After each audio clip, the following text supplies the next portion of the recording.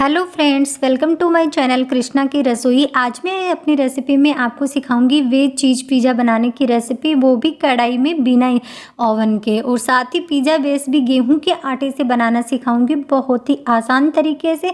तो बिना स्किप किए आप वीडियो को एंड तक पूरा देखिएगा। उससे पहले छोटी सी रिक्वेस्ट है, आप हमारे चैनल पर नए हैं तो चैनल को सब्सक्राइब जरूर कर लीजिएगा। तो पिज़्ज़ा बेस बनाने के लिए सबसे पहले हमने लिया है 1 कटोरी गेहूँ का आटा। ये आशीर्वाद आटा है और इसमें मैंने डाल दिया है आधा चम्मच के करीब चीनी, आधा चम्मच नमक, 1 चम्मच रिफाइंड ऑयल और 1 चम्मच ड्राई ईस्ट डाल दिया है। अगर आपके पास ड्राई ईस्ट नहीं है तो आप इसकी जगह मीठा सोडा या बेकिंग सोडा ज़रूर डालें। अब सारी चीज़ों को अच्छे से इस तरीके से आटे में मिक्स कर देना है।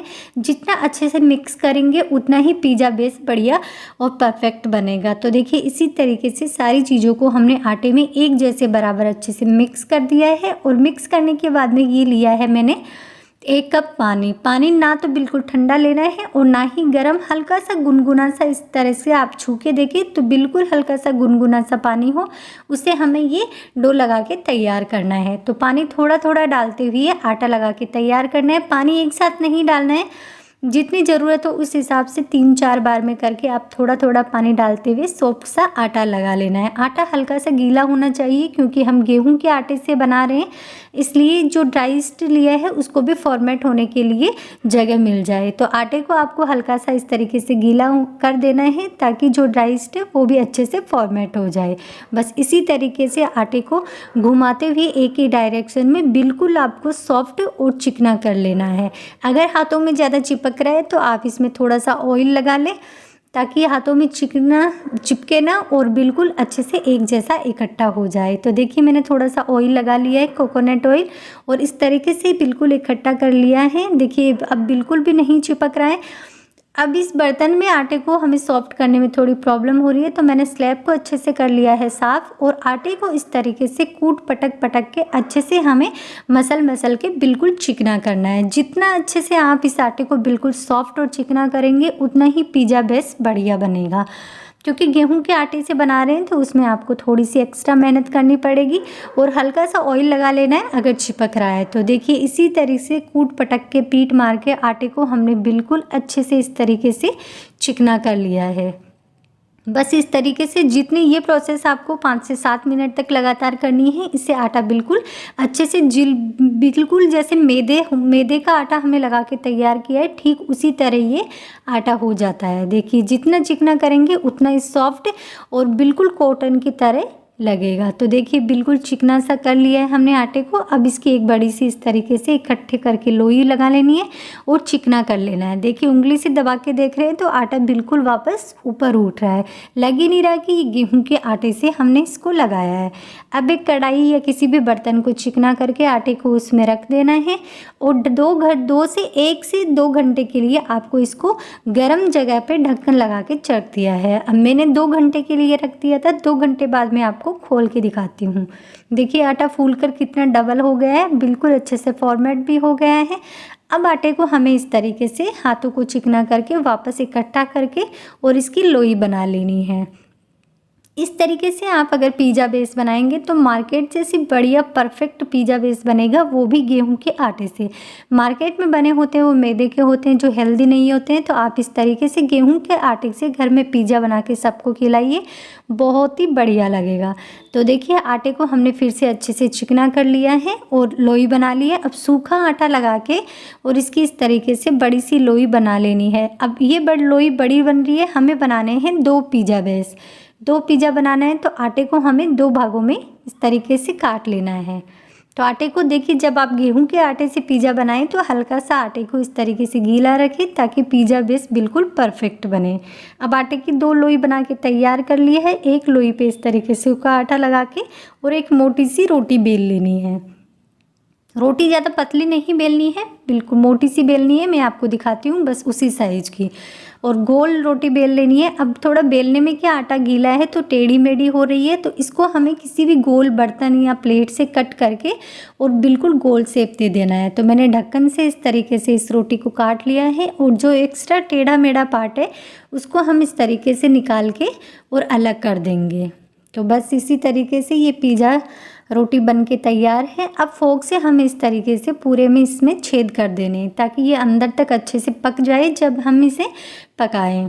तो देखिए इसी तरीके से पूरी रोटी में हमने फोक से छेद कर लिए हैं। अब मैंने लिया है ये एक ड्राइंग बुक का पेपर। आपके पास अगर बटर पेपर है तो आप उससे भी यूज कर सकते हैं, लेकिन बटर पेपर नहीं है तो आप कोई भी नॉर्मल ऐसा पेपर ले लीजिए और उसको इस तरीके से मैंने गोल शेप में काट लिया है। अब इस पेपर को रख दिया है पैन या कढ़ाई में और इसको ऑयल या घी लगा के बिल्कुल चिकना कर लेना है। चिकना करके जो पिज़्ज़ा रोटी हमने पिज़्ज़ा बेस बनाया है वो इस तरीके से इसमें रख देना है और पैन को रख देते हैं गैस पे।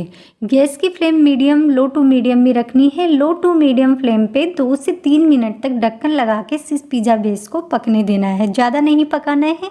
और ध्यान ये रखना है गैस की फ्लेम आपको लो टू मीडियम ही रखनी है ताकि जले भी ना और ये अच्छे से पक जाए। तो देखिए इसी तरीके से अब इस ढक्कन के जो छेद है उसको भी हमें इस तरीके से कवर कर देना है ताकि ये अंदर से अच्छे से पक जाए। तो अब 2 से 3 मिनट बाद में आपको खोल के दिखाती हूँ। पिज़्ज़ा बेस एक साइड से पक गया है। तो देखिए एक साइड से अच्छे से पक गया है। अब इसे दूसरी साइड से भी हम हल्का सा पलट देते हैं और पका लेते हैं। देखिए एक साइड से सिर्फ मैंने 2 मिनट के लिए, अगर आपको थोड़ा सा और पकाना है तो आप 3 से 4 मिनट के लिए पका सकते हैं। फिर से ढक्कन लगा के और दूसरी साइड से भी हमने 3 से 4 मिनट के लिए पका लिया है। इसी तरीके से दोनों साइड से पिज़्ज़ा बेस को हमने अच्छे से पका लिया है।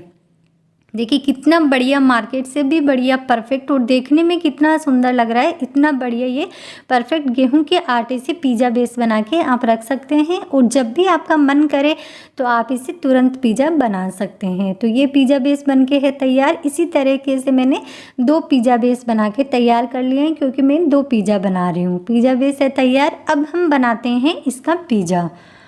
तो ठीक है, अब इनको रख देते हैं साइड में और एक पिज़्ज़ा बेस पे मैंने लगा लिया है टोमेटो केचप। आप चाहे तो पिज़्ज़ा सॉस या ग्रीन चिली सॉस जो भी आपके पास हो वो लगा सकते हैं। मैंने इस पर टोमेटो सॉस इस तरीके से पूरी पिज़्ज़ा बेस पे इस तरीके से लगा लिया है।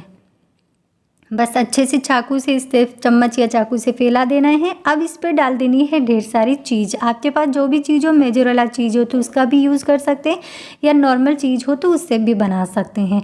अब वेज चीज़ पिज़्ज़ा बना रहे हैं तो मैंने शिमला मिर्च, टमाटर, कॉर्न और प्याज को भी इस तरीके से काट के और पूरी पिज़्ज़ा बेस पे अच्छे से डाल दिया है। ऊपर से डाल दिया है थोड़ा सा काली मिर्च पाउडर और चिली फ्लेक्स। फिर से डाल दिया है ढेर सारी चीज़ इस तरीके से काट के और ऊपर डाल दिया है थोड़ी सी चिली फ्लेक्स ताकि पिज़्ज़ा चटपटी और बिल्कुल मार्केट जैसा टेस्ट इसमें हो।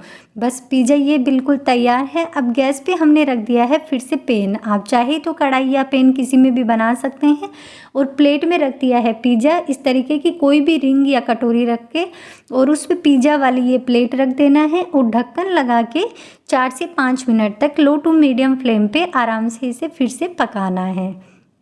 गैस की फ्लेम लो टू मीडियम में रखनी है ताकि मीडियम फ्लेम पे ये आराम से धीरे धीरे 4 से 5 मिनट में अच्छे से पक जाए और चीज़ भी बिल्कुल अच्छे से मेल्ट हो जाए। तो फ्रेंड्स ये पिज़्ज़ा की रेसिपी कैसी लगी कमेंट करके ज़रूर बताना। वीडियो अच्छा लगा हो तो वीडियो को लाइक और चैनल को सब्सक्राइब ज़रूर करें। तो 5 मिनट बाद मैं आपको खोल के दिखाती हूँ। देखिए पिज़्ज़ा बिल्कुल परफेक्ट तैयार है कि देखने में कितना सुंदर लग रहा है, देखते ही मुंह में पानी आ रहा है।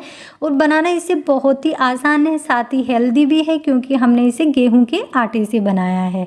अब इस प्लेट को हम निकाल लेते हैं बाहर और इसे ठंडा होने देते हैं। ठंडा होने के बाद मैं आपको काट के दिखाती हूँ। तैयार है गेहूं के आटे से बना हुआ कढ़ाई में पिज़्ज़ा बेस, बिना किसी ओवन के और बिना किसी मैदे के, बहुत ही हेल्दी और टेस्टी। आप ये ज़रूर ट्राई करना और मेरी ये पिज़्ज़ा की रेसिपी आपको कैसी लगी कमेंट करके ज़रूर बताना।